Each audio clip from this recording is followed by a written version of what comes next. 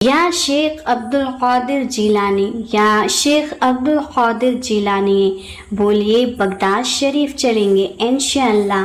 ہاں، بیٹھے رہیے اور سنیے میرے عزیزو، آپ پر غوث اعظم کی نگاہ رحمت ہے، اور اس نگاہ کے کرم کو سمجھنے کے لیے حضرت لال محمد بدخشانی کے واقعے کو سنیے، جن کے دل میں صرف غوث اعظم ذکر غوث اعظم تھا۔ حضرت محمد بدخشانی وہ بزرگ تھے جو کئی سالوں تک مستقل یعنی لگاتار عبادات میں مشغول تھے۔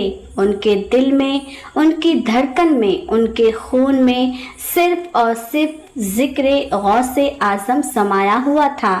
تسبیح پر تسبیح چل رہی تھی، یا شیخ عبد القادر جیلانی، یا شیخ عبد القادر جیلانی، یا شیخ عبد القادر جیلانی۔ ایک دن آپ عبادت کی لذت میں اس قدر کھوئے ہوئے تھے، ہوائیں پرکیف تھی، ہر طرف سکون ہی سکون تھا، آپ اسی سکون کے عالم میں ذکر میں مشغول ہو گئے۔ ایک دن جب وہ اپنی تنہائی میں تھے، جب ان کے دل میں صرف اور صرف ذکر غوث اعظم کی فکر تھی، اسی وقت ان کے دل میں ایک خیال پیدا ہوا، ایک وسوسہ آیا۔ کیا خیال آیا؟ وہ سوچنے لگے، پتہ نہیں میں اتنے سالوں سے پیرا غوث پاک کو یاد کرتا ہوں، میرے یاد کرنے کی خبر غوث پاک کو ہوتی بھی ہے کہ نہیں؟ اللہ اللہ، میں اتنا یاد کرتا ہوں، کیا ان کو اس کی خبر ہوتی ہے؟ بس میرے عزیزو، صرف اتنا سوچنا تھا اور غوث اعظم کو اسی وقت خبر ہو گئی۔ انہوں نے حضرت شیخ محمد بدخشانی رحمۃ اللہ تعالی عنہ نے عشاء کی نماز پڑھی، کھانا کھایا، عشاء کی نماز پڑھی اور سو گئے۔ جیسے ہی سوئے، خواب میں سرکار غوث اعظم تشریف لائے۔ سبحان اللہ! بدخشانی نے سلام کیا تو غوث پاک مسکرائے اور فرمایا، وعلیکم السلام ورحمۃ اللہ وبرکاتہ۔ اے بدخشانی، تو نے یہ کیسے سوچ لیا کہ میرے غوث پاک کو یاد کرنے کی خبر ہوتی ہے بھی کہ نہیں؟ غوث اعظم نے فرمایا، اے بدخشانی، جب تک میں تجھے یاد نہیں کرتا تو مجھے یاد نہیں کرتا۔ اور پھر آپ نے فرمایا، تو ننگے سر کھڑا تھا ریگستان میں، مجھے اس کی بھی خبر ہو گئی، اسی لیے میں بغداد شریف سے تیرے لیے امامہ شریف لایا ہوں۔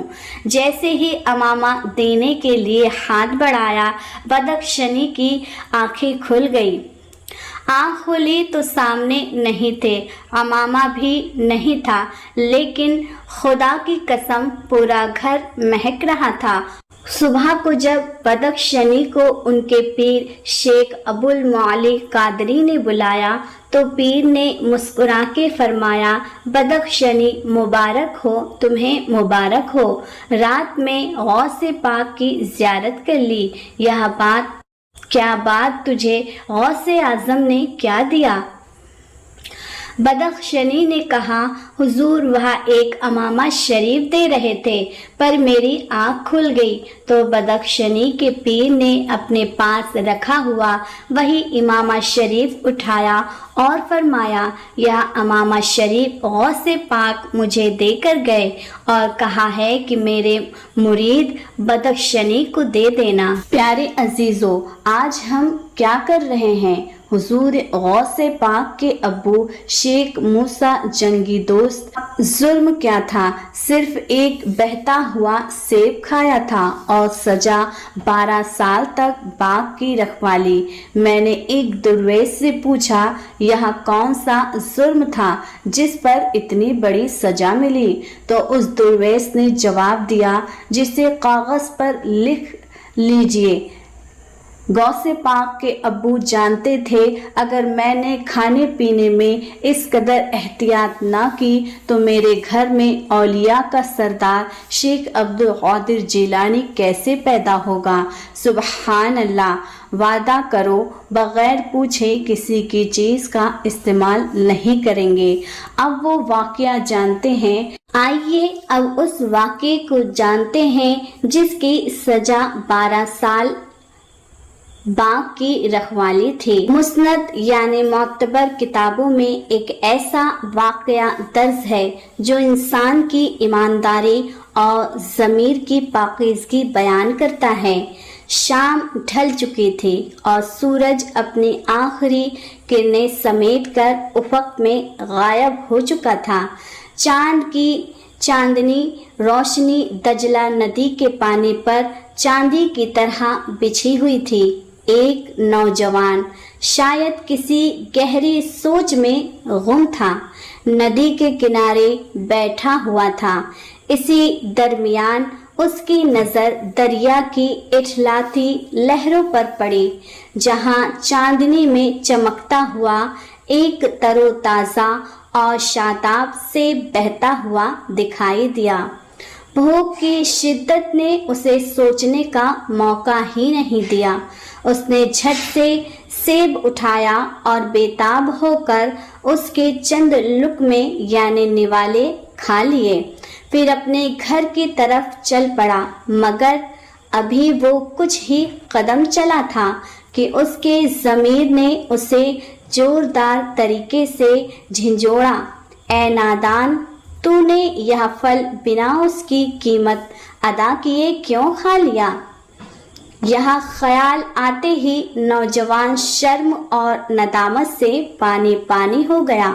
सारी रात उसे बेकरारी में काटी, मानो उसके सीने में आग सुलग रही हो।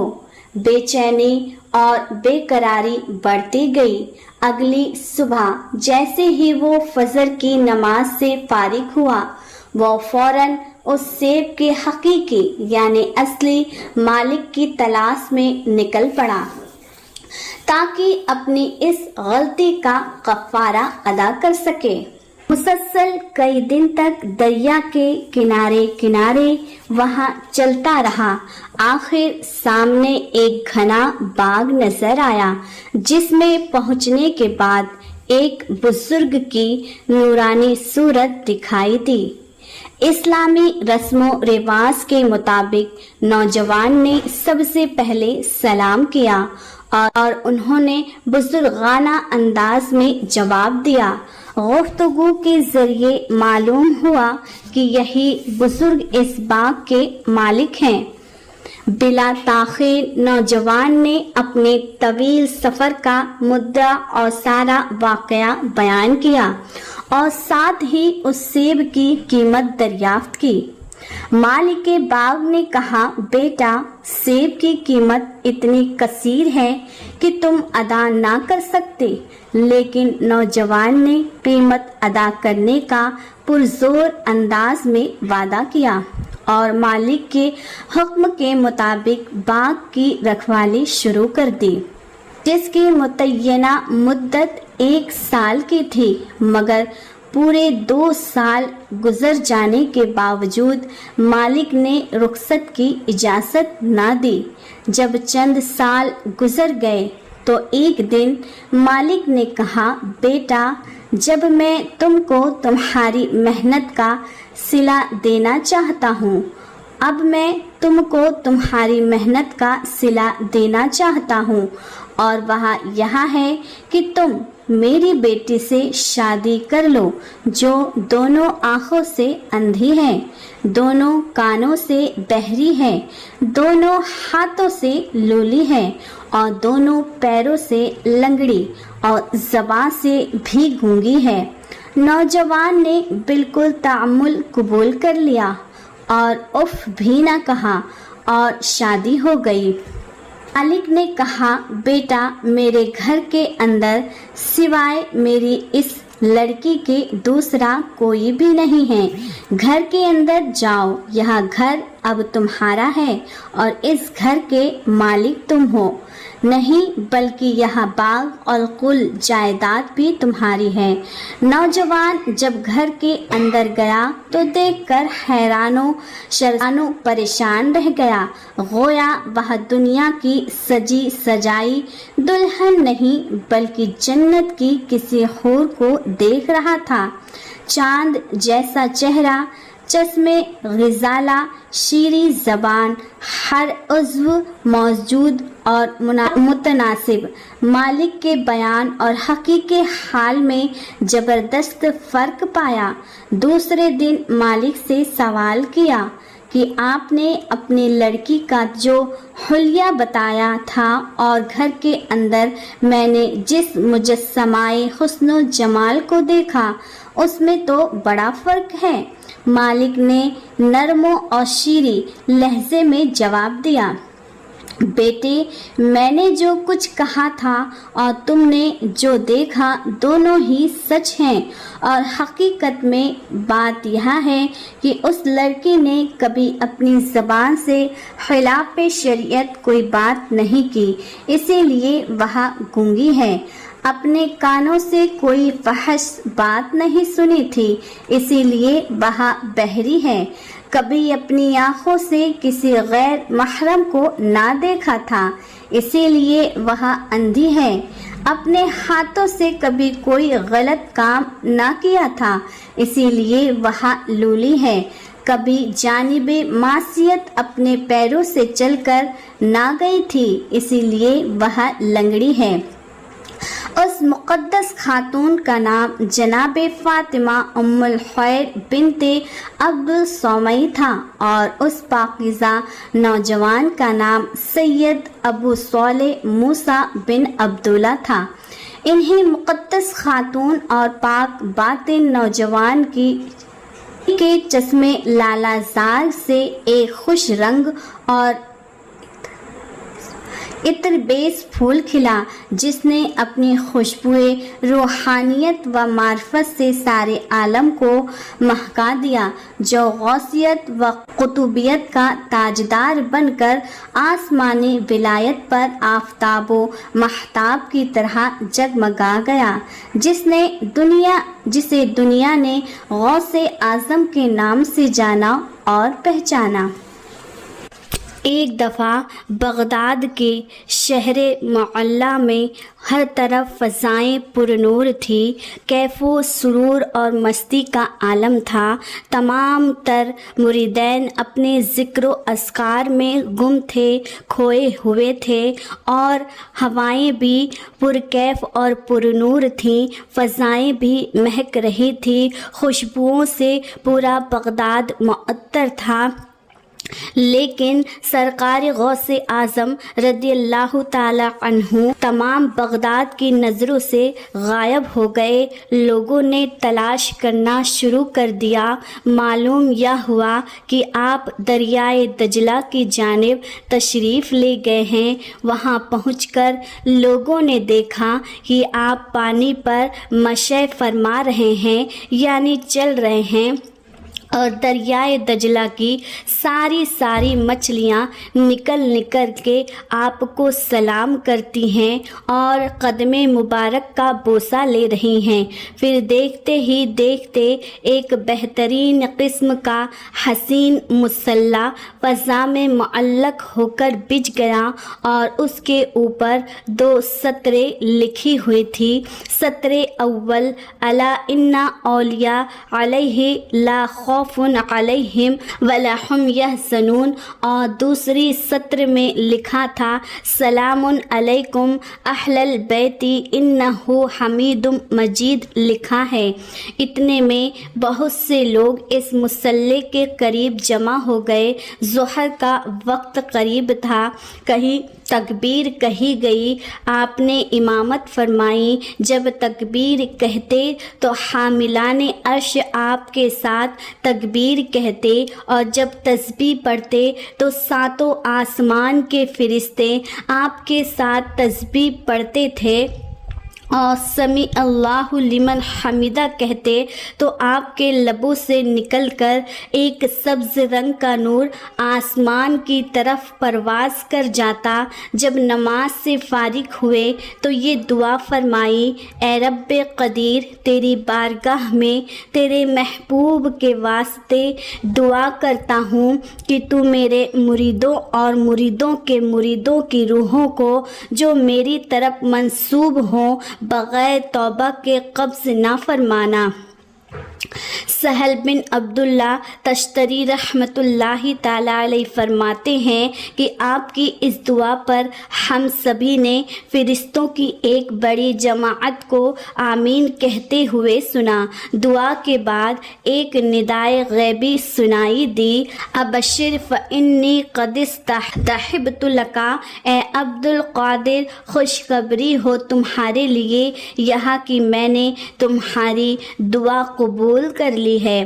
شیخ بقا بن بطو رحمۃ اللہ تعالی علیہ فرماتے ہیں کہ کسی شخص نے سرکار غوث اعظم رحمۃ اللہ تعالی علیہ سے پوچھا کہ آپ کے مریدوں میں پرہیزگار بھی ہیں، گناہگار بھی ہوں گے، دونوں ہوں گے؟ آپ نے بڑے ہی غلاموں کے لیے کتنی تسلی بخش جواب عنایت فرمایا، ہاں مگر پرہیزگار میرے لیے اور میں گناہگاروں کے لیے۔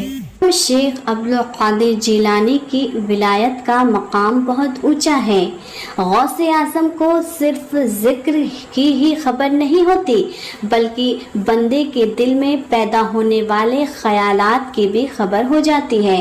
جب حضرت بدخشنی نے سوچا کہ وہ یاد کرنے کی خبر ہوتی ہے یا نہیں تو اسی وقت انہوں نے اس خیال سے آگاہ کر دیا گیا۔ نگاہ کرم نے فرمایا، جب تک میں تجھے یاد نہیں کرتا تو مجھے یاد نہیں کرتا۔ اس سے ظاہر ہوتا ہے کہ غوث اعظم اپنے مریدوں اور چاہنے والوں پر خود کرم کی نظر رکھتے ہیں اور وہ اپنے عقیدت مندوں سے بے خبر نہیں ہوتے، چاہے وہاں لاکھوں میل دور ہی کیوں نہ ہو۔ برکت یہ سبق ملتا ہے کہ عقیدت میں کبھی شک یا شبہ نہیں آنا چاہیے، عقیدت پاک اور پختہ ہونی چاہیے۔ غوث اعظم کے والد شیخ موسیٰ جنگی دوست اور تیغ علی شاہ کے واقعے سے حلال اور حرام کے بارے میں سخت احتیاط کا سبق ملتا ہے۔ غوث اعظم جیسے ولی کے والد کو ایک بہتا ہوا سیب خانے کی سزا میں 12 سال باغبانی کرنی پڑی تو اس سے ظاہر ہوتا ہے کہ حلال روزی ولایت اور اولیاء کی پیدائش کی بنیاد ہے۔ ہر چیز کو بغیر پوچھے استعمال کرنا شریعت کے خلاف ہے، چاہے وہاں ایک سیب ہو، کھیت کا چارہ ہو یا کسی کی کوئی اور چیز۔ ہمیں روزی کے معاملے میں باریک بین احتیاط کرنی چاہیے۔ ہمیں اپنے بچوں کی بہترین تربیت اور آنے والی نسلوں میں نیکی اور برکت کے لیے صرف حلال نوالے ہی کھلانے چاہیے، کیونکہ حلال خون ہی نیک کی طرف راغب کرتا ہے۔ لگی ہو تو لائک کریں، چینل کو سبسکرائب کریں، پیارے ربی عظیم کے ناموں میں سے ایک نام کمنٹس میں ضرور لکھیں۔ جزاک اللہ خیرہ۔